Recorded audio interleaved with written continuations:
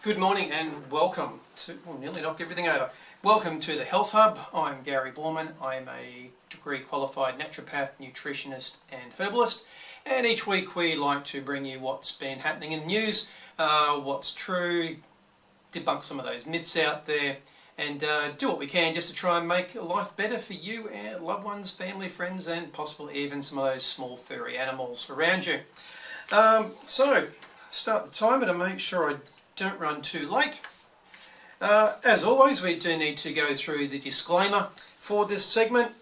This segment should be considered as information, education and entertainment only. It is not designed to replace professional, individualised recommendations and does not infer ceasing prescription medications. If the information presented here does cause concerns about your current health regime, please discuss these concerns with the prescribing clinician or a qualified healthcare practitioner in a proper clinical environment. And when I say proper clinical environment, that is not over the back fence. It is not with the person that mows the grass. We are talking, and it's not health stores, and it's definitely not people that are in an MLM, so multi-level marketing. What you need to do is go through your individual diet, lifestyle requirements, and any drugs that you're taking, and in particular food sensitivities, etc. And it's probably going to be a good one because the stories we'll lead off with is actually talking about one of those things and why you need to talk to a real professional to get real advice. So this week, companies fined for misleading claims. Light therapy for migraines, and I tell you, this is a really, really good story, so pay attention to that one. Smartphones can make headaches worse or even more resistant to drugs. COVID-19 misinformation from the experts, and Australian researchers discover how the body's immune system actually fights off COVID-19, which is pretty cool. And this segment is pre-recorded, you can probably figure all of that out. So there may have been a couple of changes and some new advances by the time this hits air, but it is pretty relevant and it's pretty clever and some tricky stuff. Alright, let's just start off. Companies fined for making misleading claims, and this is something that really irks me. It's actually quite a lot of work to get products registered in Australia, and you have to jump through a lot of hurdles and it can cost you a serious amount of money. So you're only allowed to say particular things. You might know that your product does something clever, but you just can't say it if you don't have the proof to back this up. And nowhere is this worse than in some of these multi-level marketing organisations. People out there, they have no medical or health experience in a lot of cases. They make some very outlandish claims that can't be backed up. And a lot of times that's why people just go away very disenchanted with the product that they took and usually paid a significant amount of money for as well. And recently the Therapeutic Goods Administration of Australia decided to get their stick out and smack a couple of people for saying naughty things. One of those was Juice Plus, which is a multi-level marketing organisation. They got stung for $37,800 for 3 infringement notices for breaching the code in relation to vitamin products. Basically, they said that direct sellers of these products should be aware they have the same legal obligations as the company when advertising therapeutic goods and must comply with the therapeutic goods advertising code. And that goes into saying that it can do and can't do. So, good one. Glad they got pinged. There was another company that I knew something about too. They were making all of their distributors go through an online training course for what they could and could not say. The other one, Caruso Health. Frank Caruso, didn't he discover and solve everything? He's also been pinged with 12,600 big ones in response to one of his products called Caruso Kids Eye Care. He was making claims that it reduces free radicals in the body, it helps reduce free radical damage to the body cells, maintain eye and macular support, and maintain and support eye and retinal health. He claimed that he had evidence that his product did all of these. Seems he did not. So yes, 12,600 big ones to also get them relabeled. That's going to hurt a little bit too. So product recall coming there, relabeling, and I reckon they're going to probably really put the microscope on what claims are on that fresh set of labels. So suck eggs those that do the wrong thing, because we're all trying to do the best, and it's not about making a buck out of people. It is about trying to make things a better and healthier world. And that goes on to the next story, and this is one of the coolest ones I have seen for a long time. They talk about light therapy as being one of the new ways to treat migraines, and in particular green light. It was actually discovered by accident by a doctor at the University of Arizona in Tucson. He started doing a little bit of work based on an anecdotal story he got from his brother, who is a chronic migraine sufferer. And after doing his research, he found that under exposure to some green LED lights for up to a couple of hours a day, people were getting up to a 60% drop in the intensity of the pain, and reduced the frequency from 20 migraines a month down to 6. Now 20 is a lot of migraines. That's one every single working day, and that is really going to be hell. Anyone who gets migraines, or know people that get some serious migraines, they can really lay you out pretty badly. The photophobia, so sensitivity to light, noise, throwing up a lot, just needing to sleep, the malaise, very debilitating. And the cool thing about this is the Dr. Mohab Ibrahim. He's a mainstream doctor. He's not a PhD person. And he said his trials have been conducted with, to quote, a healthy dose of skepticism, because, as he says, drugs are my tools. So he'd been trying to get better drugs to help with headaches, and wasn't going too far. But actually this was some follow-on work from 2016, where Harvard Medical found that green light could reduce headache intensity, and in their words, trigger positive emotions. So get you feeling better and reducing your headaches. A couple more centres have been picking up on some of this research too, just trying to find out what they can do and how far we can go with a little bit of green light therapy. I haven't seen whether they've thought about just putting strips up there with your regular white lights, or getting green LED light bulbs and screwing one of those in, so as you're watching the TV you're getting a treatment or having a green light in other parts of the room. The photo that I did see was someone sitting under like a desk lamp that was green, and they were sitting in front of that. So I don't know just how intense the light had to be for people, but they are starting to experiment with just green sunglasses. And there was anecdotal stories getting around, just some green sunglasses that have been bought off the internet, and people started wearing them, and within as little as 7 days reporting significant increases, or sorry, decreases as the term would be. And that phone's just going to have to ring, unfortunately. Should turn that one off. Significant decreases in their intensity of the pain and the frequency of the pain. So very, very clever. Some people did get these benefits in as little as a week. There was another one that they sort of did story around. They took up to 6 weeks. So at week 4, no changes whatsoever, and they were feeling fairly despondent. And this is a person who's done a lot of different therapies, and nothing really worked much for them, and found that the headaches were getting worse as they got older. But at 6 weeks it was magical, came in, and they've got their life back to a large degree. So very, very, very cool stuff there. Other things, like with migraines, there are some very well-known triggers. A couple of these, orange juice. It's one you don't hear about, but it is well known that it can trigger migraines. Chocolates are another one. Damn shame there. As I say, sucks to be you if you get migraines from chocolates. That's just unfortunate. Strawberries, they're well known as well, also for anaphylactic reactions.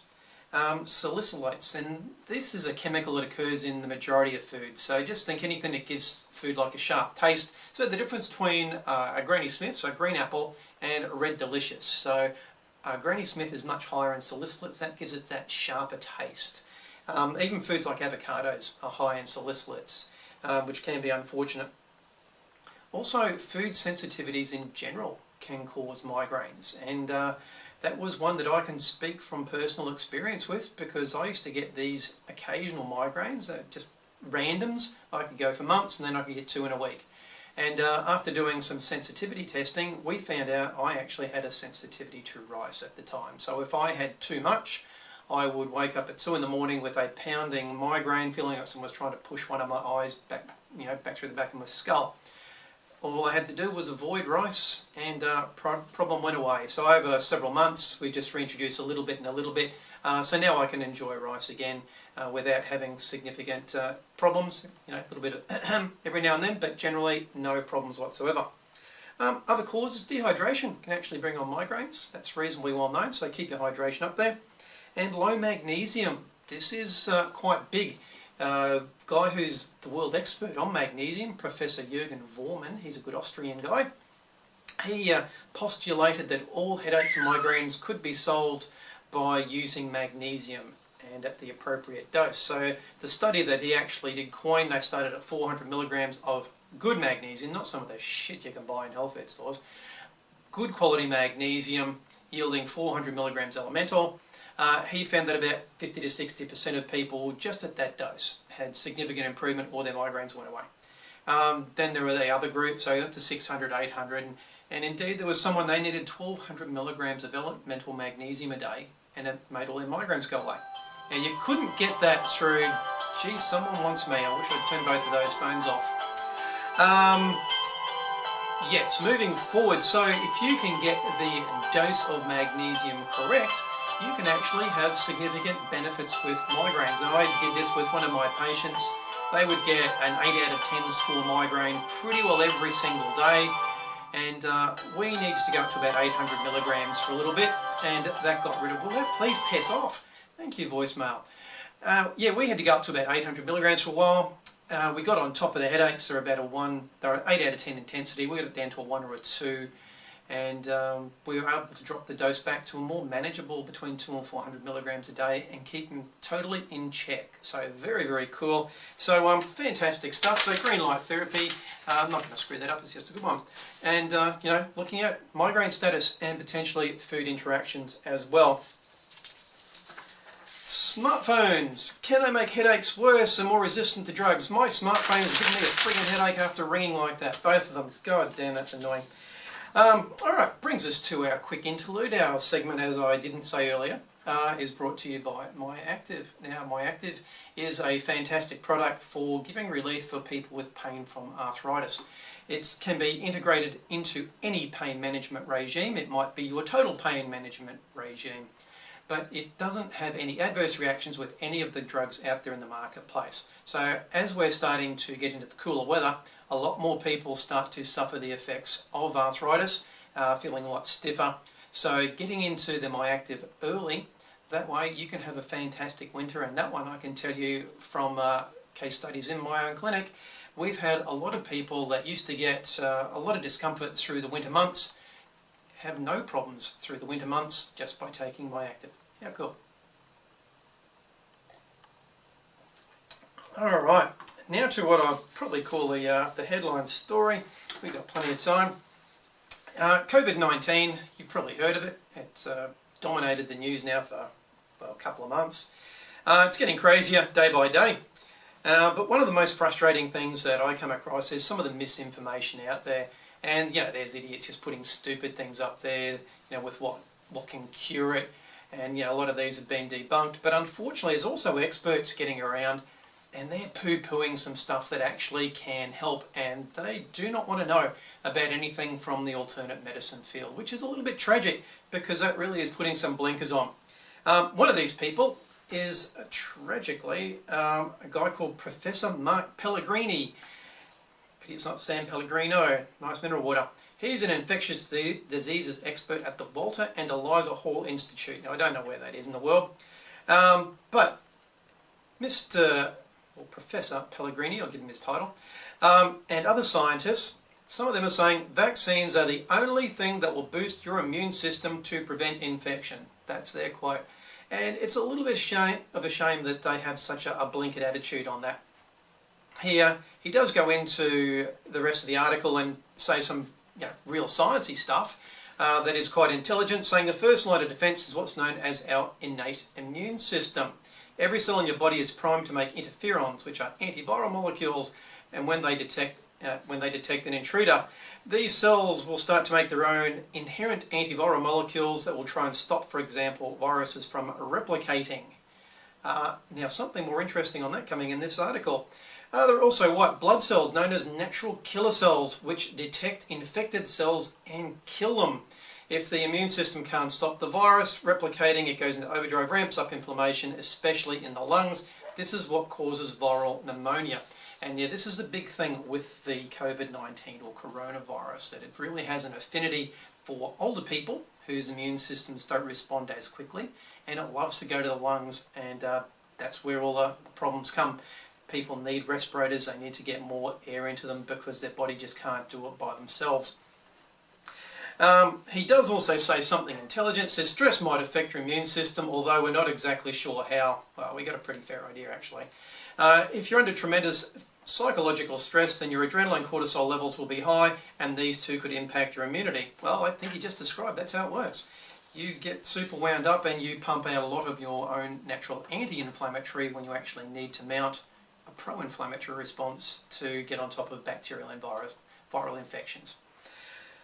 So he did say in the article, you know, having all the broccoli in the world's not going to help. There are no superfoods that are going to help, and you know, if science doesn't fix you, then sorry, you know, bend over, kiss your ankles, because you're going to die. Well, that's just not true. That is very, very far from the truth, actually. We have a lot of things that can prime your immune system so that when you do come in contact with the virus, you will mount an appropriate immune response, and things to also support that immune response. And I've got a couple of things right here, and as I've said in the past, gee whiz, facts can be so inconvenient when you just want to be a bit of a butthead. So vitamin D was actually one. He said, it's not going to help you. There's actually studies out there. There are some that say doesn't do much, but there is actually more that say higher amounts of vitamin D is very beneficial to any upper respiratory tract infections. So there's that one. So good old sunlight, that's a big one.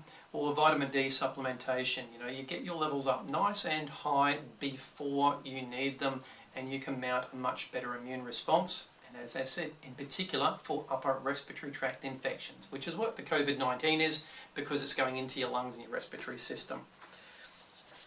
There is a product here, it goes under a few trade names around the world. It's called Ribrax in Australia, known as MGN3.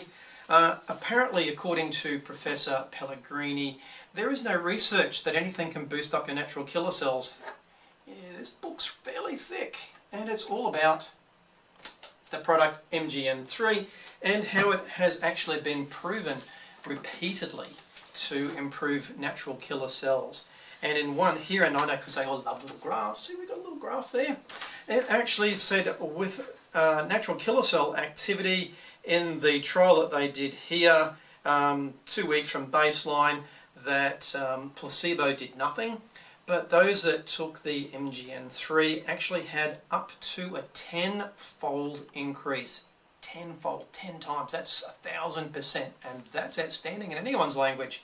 When a lot of these drugs, they go, oh, you know, improvement of 5 to 10%, that's just magnificent. We're talking 1,000% improvement in the production of natural killer cells. As Professor Pellegrini says, we need these things to attack viral infected cells and make them self-destruct. Super cool. Got that one. I keep it in my own clinic. It's fantastic. And actually take it myself, given the crazy times. There is another herb here that, remember I talked about this viral replication. So the DNA and RNA that goes on inside our cells, viruses hijack that so that they replicate and they can spread. So one virus gets in and then they make the cell explode with letting loose, you know, between 100 and 1,000 new little viruses. That's why they spread so fast and can be so aggressive. Wouldn't it be nice if there was a herb that's been around for, I don't know, a couple of thousand years, used in traditional medicine for a while, that has actually been proven to inhibit RNA transcription and the abolition of viral DNA replication. Sucks that that's in a research paper about that herb as well. You also got some other really cool herbs here, and this is really good. There's been a lot of comparisons to the Spanish flu, so 1918 to 1919. I did have my say, it's a different world now too. There are a lot of people who got pretty knocked around and died in the Spanish flu epidemic. But there was a physician known as Dr. Ernst Krebs, he went on to develop what is known as the Krebs Cycle, which is in all medical textbooks about how energy is produced. So this guy wasn't a dunce. Back in the 1920s, he was, what did he get? He was done something, basically appointed by the Nevada State Board of Health to investigate some of the Native American Indians, because there was not a single death from influenza or its complications from any of the Indians living in the part of the state that he was looking after. Where this particular plant they were taking, where the root didn't grow, they died in numbers. So he started doing more research into it and found that this particular herb, that is a weed, grows like a weed, the particular tribes were taking it and they just didn't die from influenza or pneumonia. Pretty clever in itself, especially given back in the 20s. Native Americans weren't treated all that well, so they were in pretty harsh conditions. So to be able to survive that without high death rates was quite outstanding. He went on to publish some stuff and said that this particular herb, in the treatment of influenza pneumonia, there is probably no therapeutic agent so valuable. So there's that. We also get into zinc. I love zinc. Pretty hard to come by at the moment. Geez, Australia's very low on it. Everyone's been stocking up. Perhaps Professor Pellegrini might want to go and read a couple of these papers. They're from a book I've had for more than a decade. And some of these papers that were in this book have got catchy titles like The Beneficial Effects of Oral Zinc Supplementation on the Immune Response of Old People. Pretty well 100% what we need to think about right now. The impairment of cell-mediated and function by dietary zinc deficiency. Interrelationships between zinc and immune function, i.e. more zinc, the better you are, and the dynamic link between the integrity of the immune system and zinc status. These are all published, mainstream publications, it's out there. So we know if you have lots of zinc, you tend to not be knocked around too badly by viral infections. So just watching my time there. So there are plenty of things we can do to prime the immune system, so when we come across viruses, if it is COVID-19 or seasonal influenza or anything else, we can dramatically blunt how much it knocks us around. So plenty to be learned there. And we also know that when people are getting pneumonia, they're struggling to get air into their lungs, and that can be from a lot of mucus or other, stiffening of the mucous membranes. The heart beats harder to pump more blood around for more oxygen, and that's where people can have heart attacks and actually die from complications of pneumonia. Wouldn't it be nice if we get a product, I know, I'd probably call it Instant Go, that was proven to push up your oxygen stats? Be pretty clever. Yeah, we know that ingredients that are in Instant Go, and this is my own product by the way, have been shown in studies to push up the partial pressure of oxygenation by, between 1 and 2%. And now that doesn't sound like much, but we're looking for oxygen saturation around about 98. So 98% is a really good number. Any higher than that's just a bonus. If you're down to as low as, say, 89 and you're presenting in the emergency room, they probably wouldn't like you to go home straight away. They want to hold you around for a while. So we're talking only a gap there of, 89 to 98, like 9. So if you can push that up by 1 to 2 points, that's pretty damn good. So we've got lots that we can do. There are lots of things that you can do to look after yourself, family and friends. Just go forth and do it. You don't have to sit back and wait for some vaccine to come up, because there are plenty more things that you can do to look after yourself right here, right now. So, for all those Monty Python fans out there, Professor Pellegrini, you are not the Messiah. You're just a naughty boy, and you're spreading some nasty rumours. We can help. Finally, on to some good news with this. This has been out for a couple of weeks now. Australian researchers discover how the body's immune system fights coronavirus COVID-19. This was, you've got a pretty tough name, Catherine Kedzierska. She is a laboratory head at the Peter Doherty Institute for Infection and Immunology. I think that's in Victoria. She's definitely in Australia. What she has done is find out exactly how the body responds to exposure to COVID-19, so what's commonly called the coronavirus. So what she has found is that the body responds just like getting a normal flu. Same immune response, so nothing clever in there. Obviously, when they talk about vaccines, that has to be matched to the shape of the virus. So you can't just take a normal flu vaccine and think that you're going to be safe with it. But what was really cool, she said, with SARS in 2003, most people died because they could not mount a good immune response. So let's rewind this segment for a few minutes and say we know how to mount a good immune response. There's a couple of those herbs that we talked about where the Indians didn't die, where we can stop that viral transcription. That's in this stuff that I make. We call it Kill Everything because it's antiviral, antifungal, antibacterial. And I've been using this for a while. Lots of people get lots of good results. So we do have the answer. I recommend people take it now or before they get sick. So that's what we do here. 5 mils before bed every night. So we've got lots that can help. So do not panic. And yes, she goes in to say, getting the body to turn on the immune system to fight off a disease like coronavirus is important. Yes, that's right. A fast immune response, have the system primed nice and early. Because there are two sayings around. One is, you don't start digging a well when you're thirsty. Or I would say, if you come and see me after you've got the virus, that's like going to get your brakes serviced after you've had a car crash. You still need to do it. But really, if you've done the prep work, prevention is what it's all about. We've got lots of good answers. Yes, it's a nasty virus getting around, but every year we do have a lot of nasty viruses getting around in seasonal influenza as well. So the answers are there. The outlook is good for us. We just all have to battle through this together. So that's why people like me are here. We're here to help you, help your family, help your friends. So hopefully we've given you a little bit of benefit this week in what you can do, what will help you, and why you don't need to panic. So until next week, as they say, be kind to a stranger, because one day that stranger just might be you. See you next week.